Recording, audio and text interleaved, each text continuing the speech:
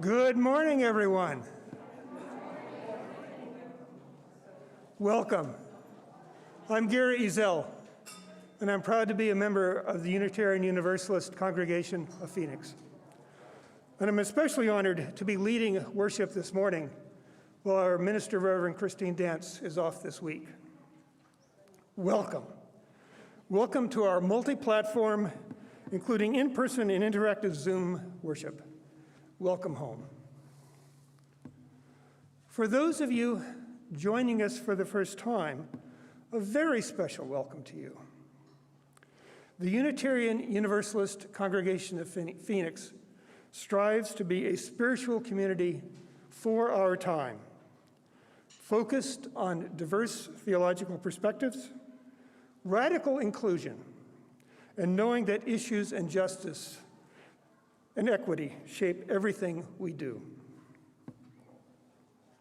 A very special welcome for all of you joining us on Zoom, YouTube, and Facebook. And for those of you on Zoom, please feel free to interact with each other and with us with the chat. For those of you here in person, good morning, hello. If you do not care to be on the camera, you can sit in the rows in the back, and that will never be on screen. Thanks for remaining masked and for being flexible as we adjust to being back in person. Our opening words come from the Reverend Galen Gingrich. While obedience, love, and even submission play a vital role in the life of faith, my current conviction is that our defining discipline should be gratitude. In the same way that Judaism is defined by obedience, Christianity by love, and Islam by submission, I believe that Unitarian Universalism should be defined by gratitude. Will you join me as Sam Kirkland lights our chalice and we recite our covenant together?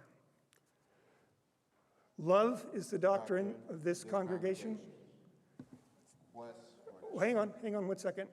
I expected it to be projected. It isn't, so we're going to do call and response, okay?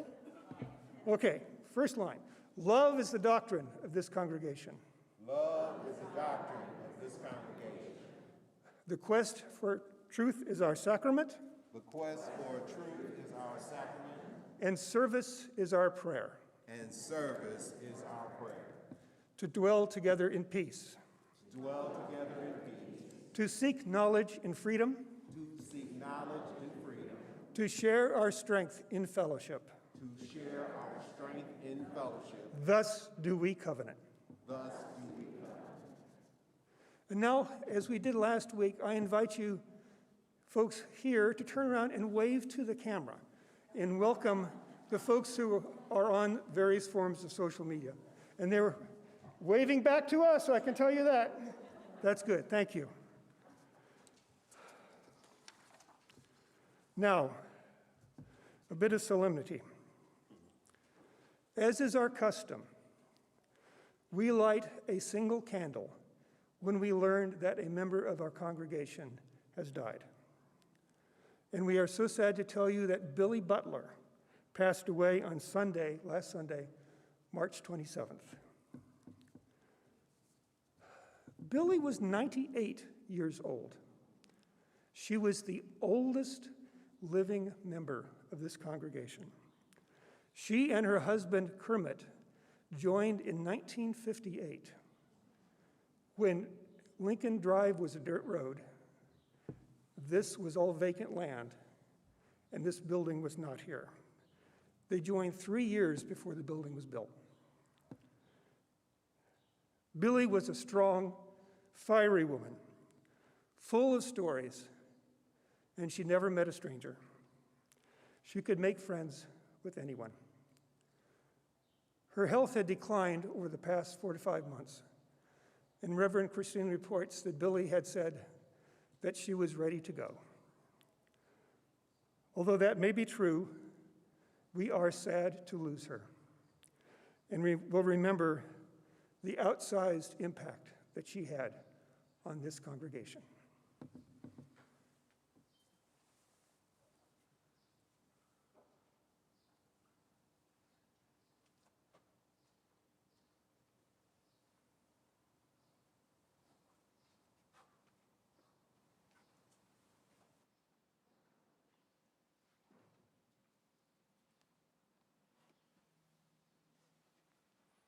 Hello, my name is Sam Kirkland, and I'm honored to serve as your worship associate today.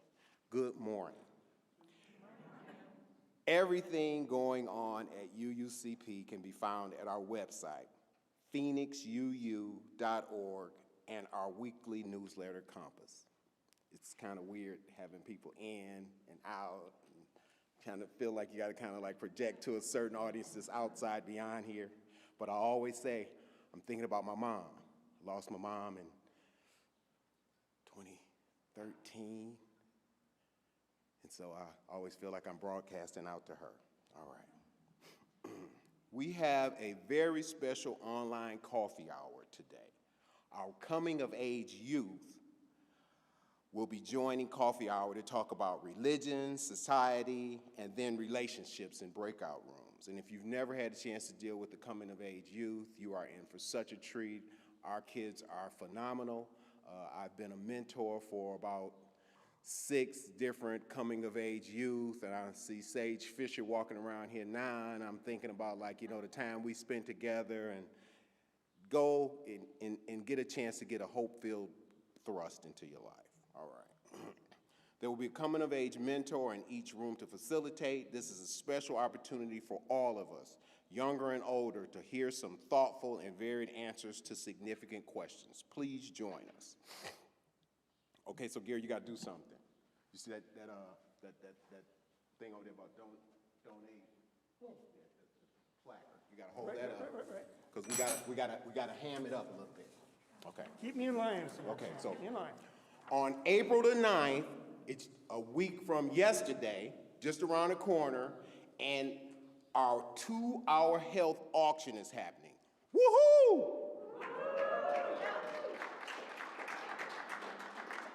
You can woohoo better than that. We haven't had a chance to woohoo together, okay? Woohoo! All right. However, it cannot happen without 2 things. First, we need volunteers, lots of volunteers, and it'll be so much fun to be part of that. Seriously. You have a flyer on your chair that has a QR code that will take you to the volunteer sign-up section. Please consider helping make this happen. For those of you on Zoom, the link is in the chat. All right. Second, we need bidders. Please plan to come to the auction on April 9th starting at 5 p.m. We will have beer, wine, when we get our liquor license, not if, when we get our liquor license, soft drinks, pizza, and cookies at a very, very reasonable price. Following the social hour, we will begin the auction at 6. And Duke Plattner and Melissa Schwartz and I will be serving as your MCs, and we will make sure that we shake you till all the money falls out of your pockets if possible, or however, Bitcoins or whatever kind of falls out, we'll take whatever we can get. Okay. And followed by a social hour that we'll begin the auction at 6. There will be both a silent auction and a live auction. We have treasures, services, and events in all price ranges. This is for our community. This is our chance to make a difference. Let's have fun and make some money doing it. All right. Our stewardship campaign ended last week. Thank you, Gary. But we still need more of your pledges. If you didn't fill out your pledge form, please do it now as we try to get to our goal of participation and financial commitment. We still have a ways to go, and we want to know that you are still with us for our exciting future. Thank you very much. A new citizens initiative creating a series of voting rights statutes that addresses both the AZ voting suppression bills passed in 2021 and some being considered in 2022. It's crucial that 237,645 signatures be gathered by early July. Civic engagement will have these petitions at in-person services starting April the 10th at the back of the sanctuary. And if you are virtual, we will have a list of alternative sites to sign these. Please contact us with any questions at civicengagement@phoenixuu.org. civicengagement@phoenixuu.org. And finally, we will have a starting point session on Saturday morning, April the 16th, specifically designed to help new folks connect with our congregation. Details are on the website and will be encompassed. Starting this month, our Share the Plate process will be different than it's been. Share the Plate will be different than it has been since 2008. We have been donating the offering from one worship service each month to a nonprofit organization dedicated to helping the community. Moving forward, we will be splitting the offering 50-50 with our different organizations each month because we feel this approach better reflects our values. So for this month, April 2022, we are asking UUCP members and friends to share the plate with the Bridge Initiative, a theater collective and incubator in Phoenix, Arizona, dedicated to increasing opportunity and visibility for professional theater artists from historically marginalized groups.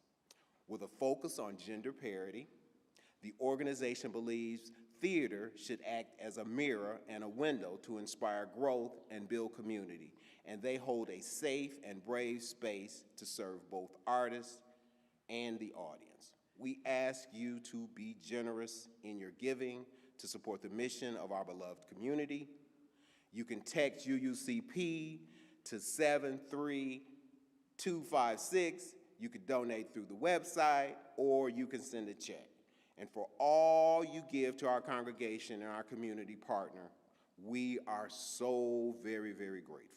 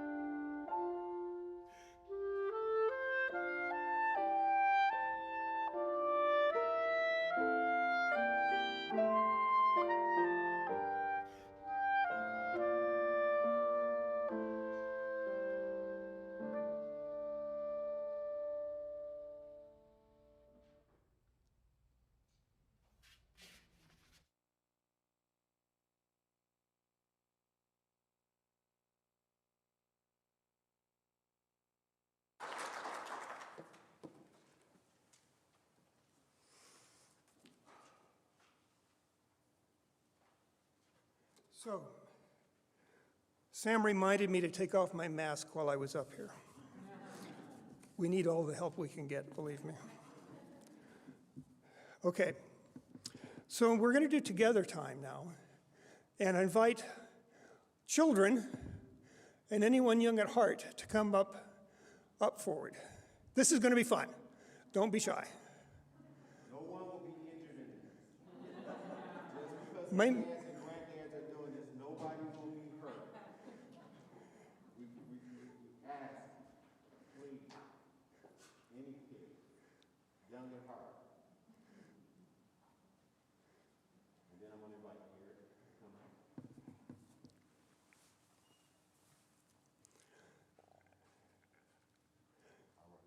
Okay.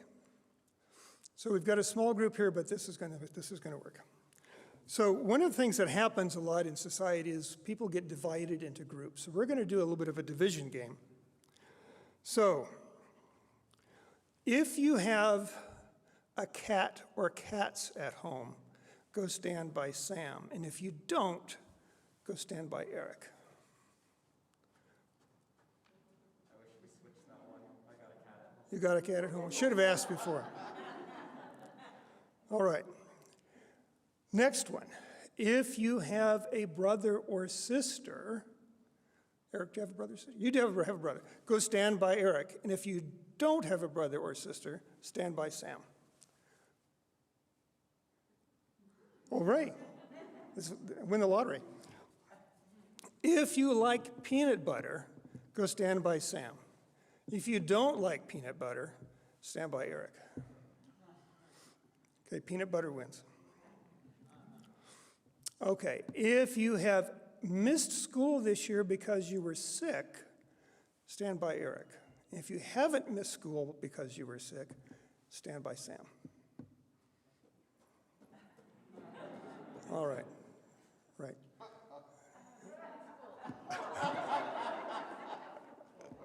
Okay. And then finally, and Sam, you do this too, and Eric, if you have ever been sad, then come to the middle.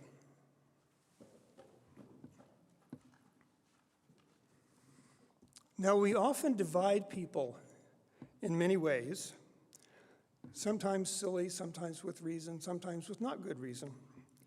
But inside, in our feelings, we're all pretty much the same. Now, here in our congregation, we talk about important things, and the things that are most important we call principles. And our first UU principle, in adult words, is we affirm the inherent worth and dignity of every person. And in simpler words, that means every person is important. Does that sound right? And you guys especially, our children, you're very, very important to us. And you are very, very loved. And if you would, give Sam and Eric a hug before you go to make them happy.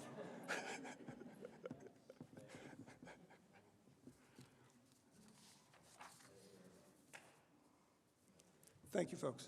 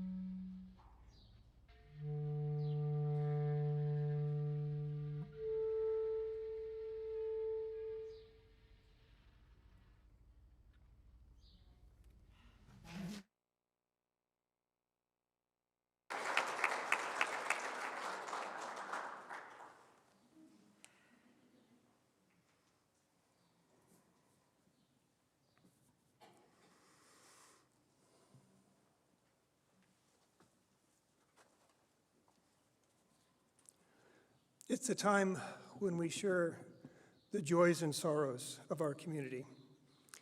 Being together, it is good to share, to support each other, and to connect. Folks on Zoom, please put your joys and sorrows into the chat where I can read them. Put your name at the beginning, please. If you choose to have it be private, please put private there.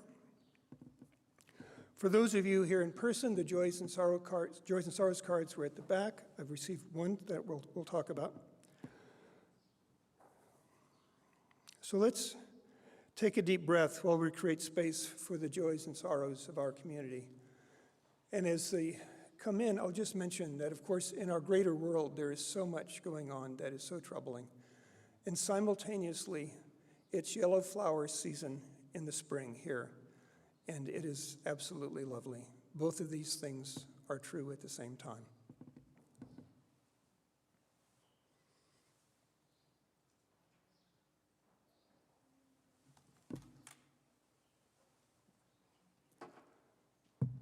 So from Amy Misko, a joy. Our friend Rick's blood work came in looking good this week. The chemo is helping. And for Sunshine, JoJo received multiple medals at a karate tournament last weekend. We are so proud.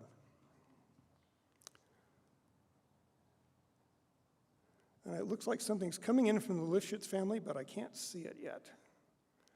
Carrie is laughing here. Carrie's the Zoom operator. Okay, from Donna Talbot for Terry, are having basically health problems and need to slow down. Okay, from Carrie, Owen and his Odyssey of the Mind team placed second at the state tournament and are moving on to the Worlds. This is very impressive.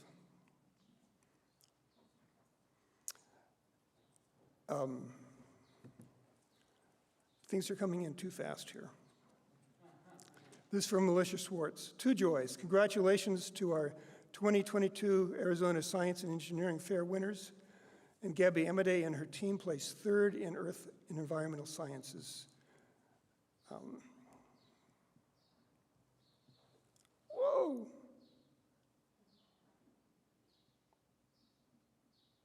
Somehow, the way I'm managing my finger on this thing is going crazy.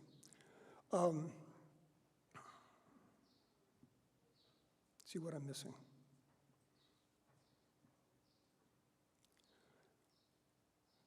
Oh, wrote from Andy and Rose. A sorrow that our Arizona governor signed harmful and anti-trans and anti-abortion bills into law. Yes. And Nigel, a joy, I began piano lessons again. It makes me so happy. And I apologize if I missed anybody. Sam and Michelle have a joy that Devin Lovell is being wished a happy second birthday, the big 02.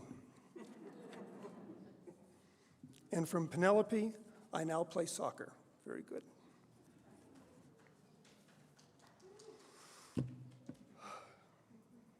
Oh, thank you. No, I got that one. So now we'll do a bit of a meditation. I invite you to a time of meditation and prayer.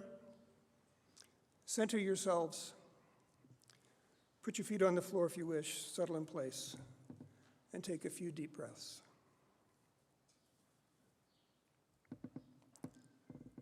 Try to remember the first time that you came into this sanctuary.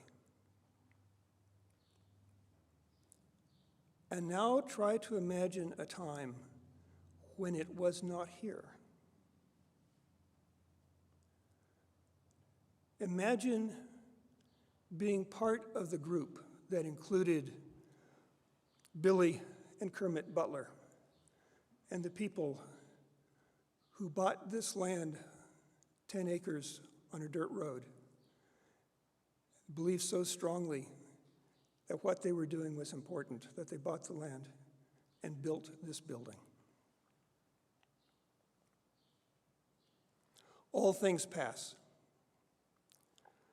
Joys pass, Sorrows pass, people pass. What we do may outlive us, tangibly or intangibly. Let us be a blessing.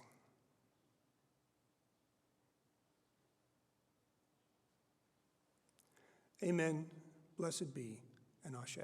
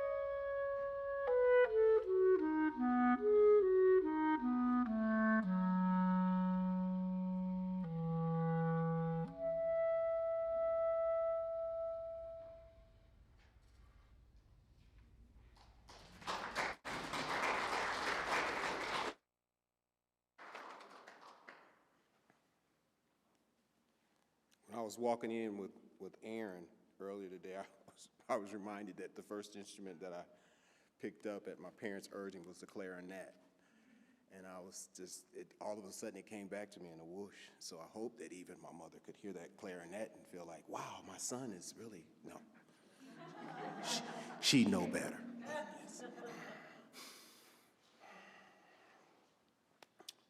So when I told Gary I wanted to be his worship associate, I thought that I would be able to write a reflection. And the reality is that I don't know as much about Ramadan as I would like to. However, I asked Gary if there was like a reading or a poem that he would share with me that I could share with you that might be like, something that I would feel comfortable doing. And he did, because Gary's just that kind of a worship associate and friend. So this is Variations on a Poem by David White. It doesn't interest me if there is one God, many gods, or no God. I want to know if you belong or feel abandoned, if you know hope or despair and can see it in others. I want to know if you are prepared to live in a world with its persistent need to change you. If you can look back with firm eyes and say, this is where I stand. I want to know if you care more about what a heart says than the language the voice uses. I want to know if you are willing to live day by day the consequences of love and the certainty of loss, and still open your arms. I want to know if you will be there for me and if I can be there for you.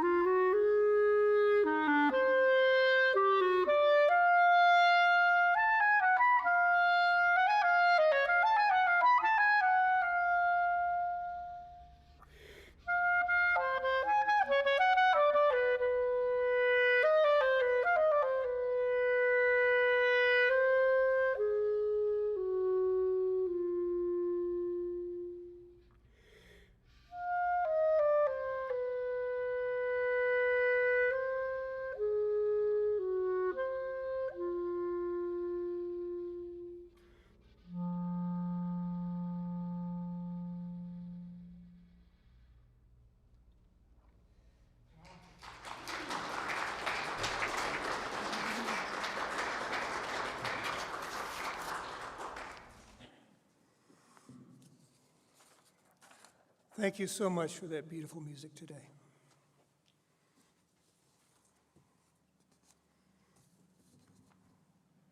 When I was in my 20s, newly married and just out of college, my wife and I entered the Peace Corps, and we were posted to Malaysia in order to be math and science teachers. When we got the posting, we had to look at a map to see where Malaysia was, because being educated people, we had no idea because we live in America. It's just south of Thailand, as a matter of fact, north of Singapore, west of Cambodia and Vietnam, where our country was at war at the time. And because I was lucky with my draft number, I got to go into the Peace Corps voluntarily later. Now, Malaysia is a fascinating, it was then, still is, a fascinating multi-ethnic place to live.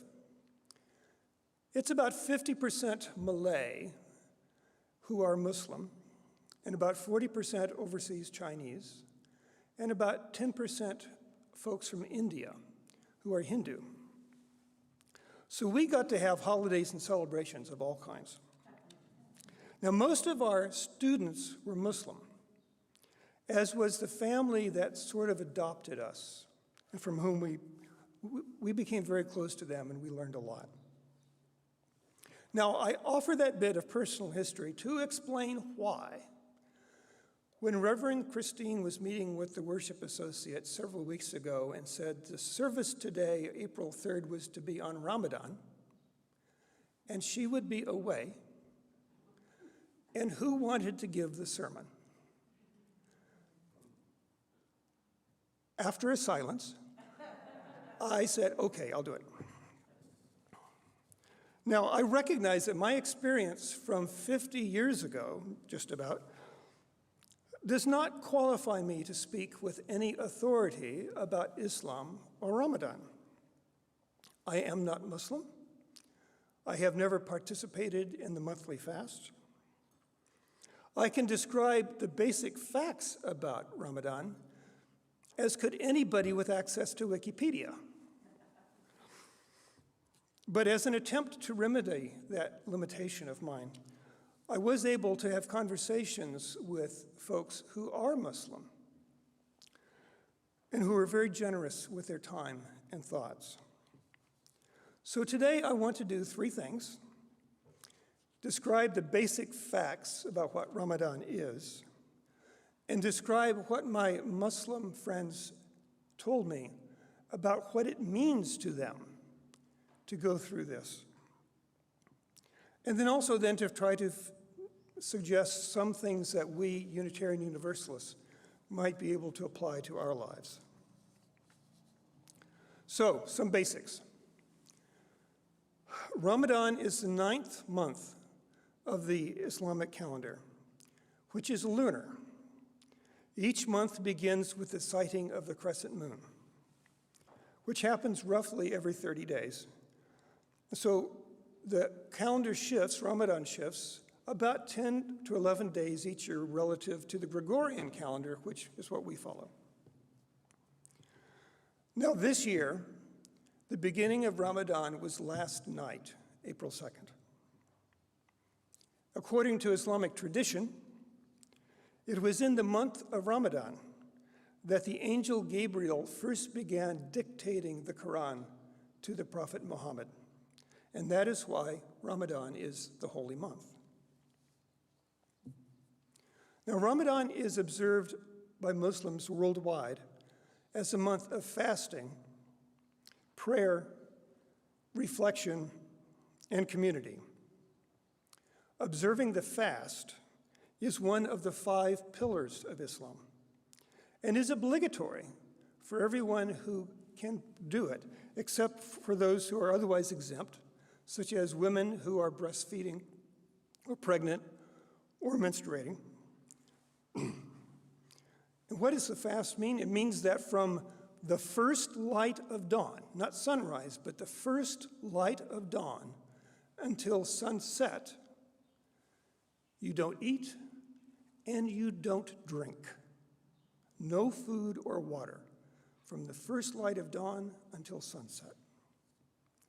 Also, they are to refrain from tobacco or generally any sinful behavior, and to focus on prayer, the reading of the Quran, reciting the Quran, and general spiritual exercise.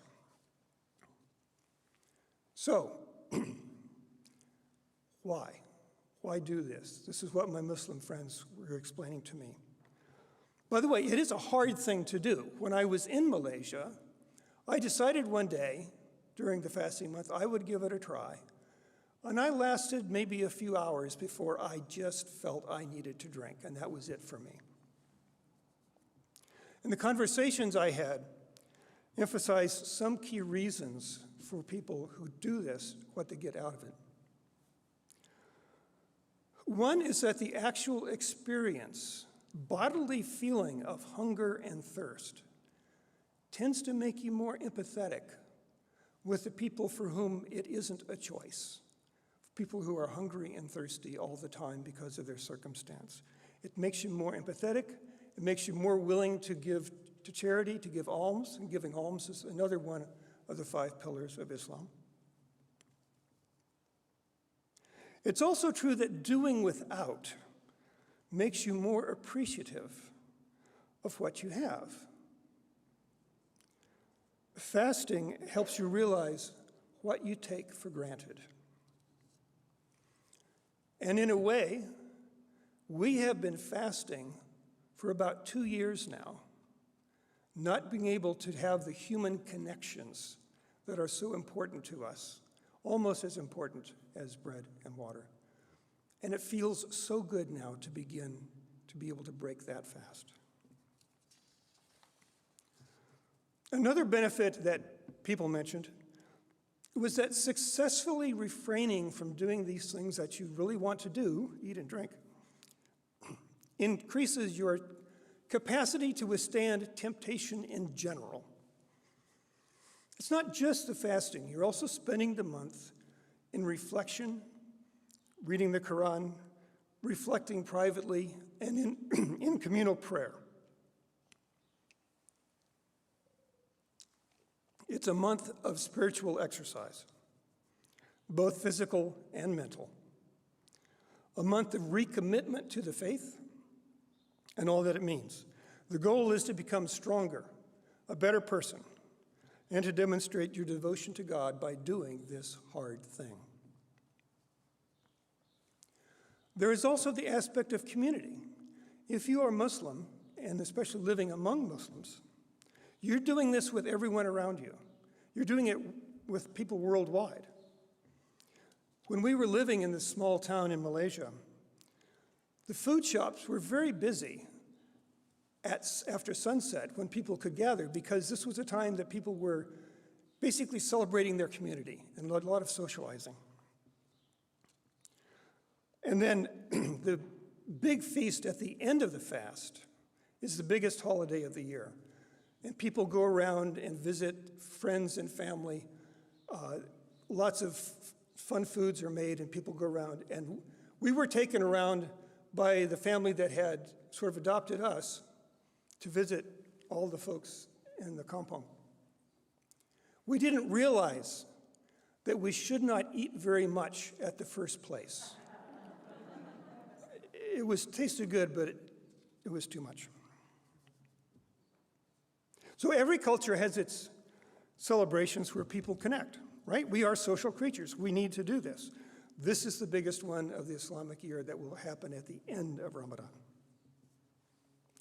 Okay. So, why should those of us who are not Muslim care about any of this? Is knowing this useful in any way to us other than general knowledge in this interconnected world? Well, let me go back to those opening words from Reverend Galen Gingrich.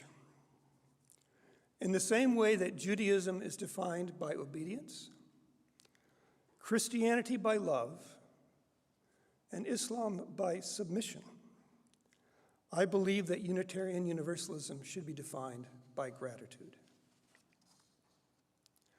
So you probably expected something from me about gratitude. No. Thankfully, perhaps no. I want to dig into something that is more difficult and more connected to Islam and Ramadan, and that is submission. Submission.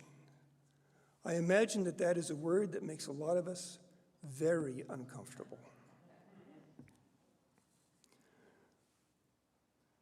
The word Islam means submission. Submission to God or the will of God. And a Muslim means, the word means, one who submits. The word Islam is based on the three-letter, three-consonant sequence SLM, which is the basis of many Arabic words that are centered around concepts related to wholeness, submission, sincerity, safety, and peace, the latter being the word salam. The traditional greeting between Muslims begins with the phrase, Assalamu alaikum, peace be upon you. And the response is, wa alaikum salam, and upon you peace.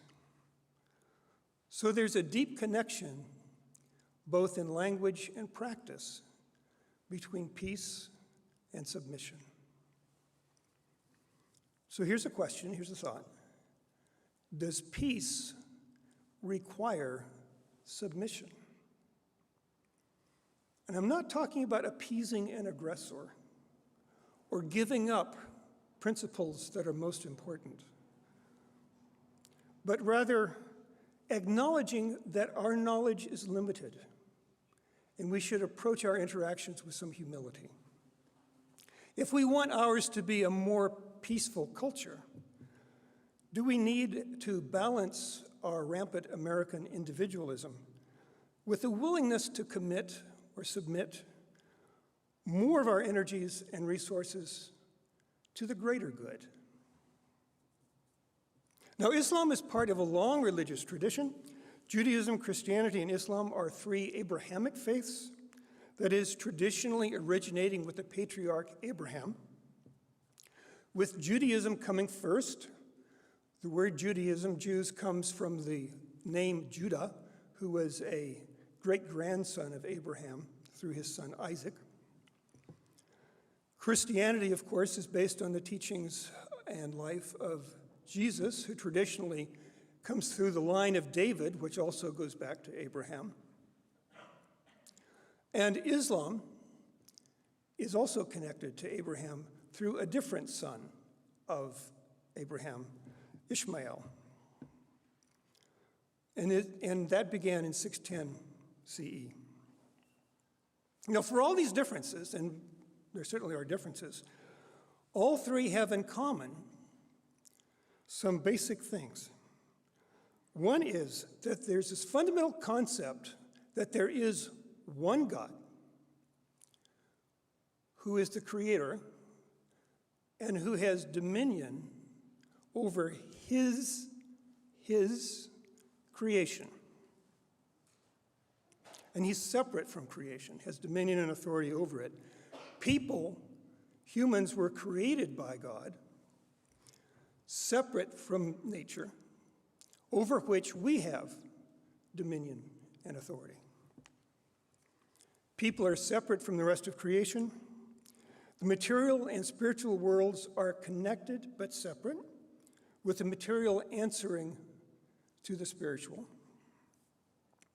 And at least in Christianity and in Islam, less clearly in Judaism, bodies have souls, and souls don't die.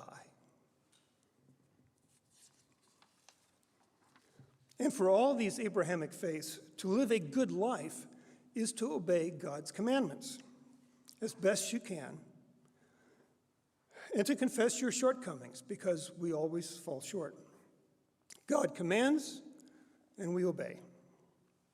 Hence, Reverend Gingrich's summary that Judaism is defined by obedience and Islam by submission In Christianity, which is defined by love, love is still a commandment. Jesus said that there are two greatest commandments. One is to love God with all your heart, soul, and mind, and the other is to love your neighbor as yourself. Love is a commandment to which we should submit. Now, clearly, other traditions see all of this very differently. The relationship between humanity and the natural world and the divine quite differently. Reverend Christine spoke a couple weeks ago about process theology, in which God and humanity co-create each other. We, UUs, try to incorporate these ideas, learn from these different ideas, and in our own lives figure out how we can use them to ourselves improve our understanding of the world and become better people. We are theologically diverse, as we say, and open to different ideas. At least we aspire to be open. So what can we take from the Islamic practice of Ramadan? Or for that matter, for the similar but less rigorous Christian practices of Ash Wednesday and Lent? What can we learn from and benefit from this concept of submission? Well, let me offer a couple of ideas. For one, there is value in acknowledging that I am not in control of very much at all. Not very much at all. To the extent that I can control myself, I should. To the extent that I can help others, I should. To the extent that I can behave justly with humility and compassion and love, I should. To the extent that I can extend what I've been doing and do more, I should. I should do what I can and then let it go. Let it go. I cannot control the outcome. I'm not in charge. I need to submit at least to my own limits and then find some peace. Not that letting go is easy. Submission means understanding that I have both obligations and limitations and doing my best with both. That's a fundamental truth about the human condition that appears in all wisdom traditions. It's in the Old and New Testament, it's in the Bhagavad Gita, and it's in Islam's phrase that we heard all so often when we were in Malaysia, appended to any statement about expectations about the future. Inshallah, God willing. It's good to be reminded of that. The second thought follows from the first. In fact, we have to submit, at least to the certainty of our own death. But beyond that, life is richer when we feel that we are part of something bigger than ourselves. We individually here are not beholden to any particular creed. We can each choose where to direct our energies.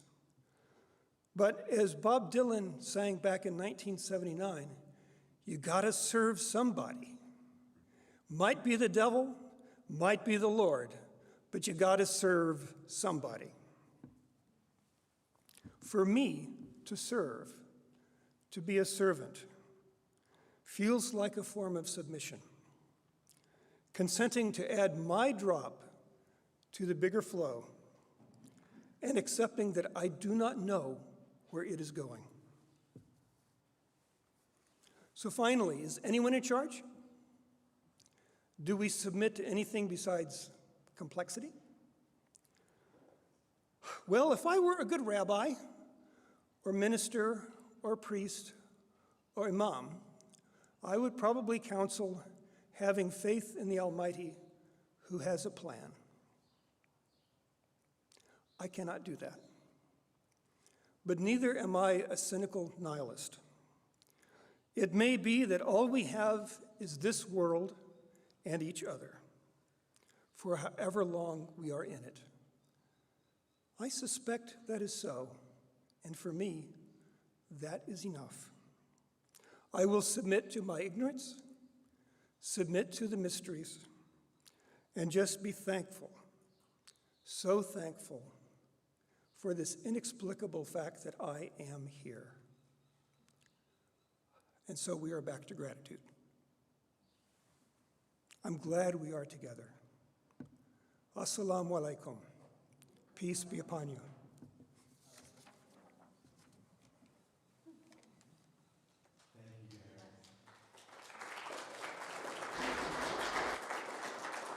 I'm reminded, Gary, that you taught a class here in comparative religion for many years that I never had a chance to attend, so it's nice to get a taste.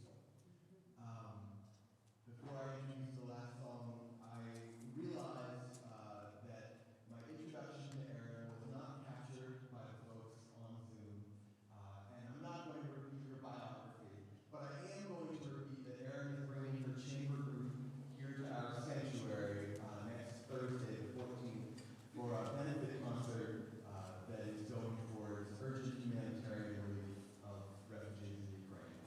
And I recommend that all of you who didn't hear this before, listening online, consider donating or buying tickets. So, we now close with the song that Gary just quoted, You Gotta Serve Somebody, by Bob Dylan, and that features Brendan O'Connor on piano, Kirsten Rutherford on percussion, and Bob Davis on guitar and vocals.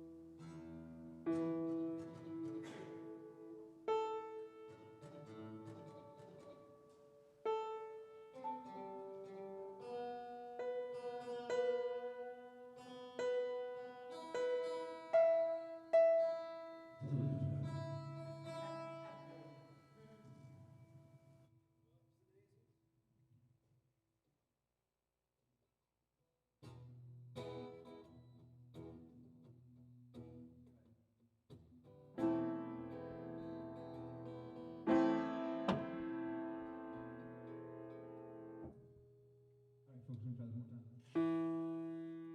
Listen up. This is for you guys to listen up. You need to listen up too.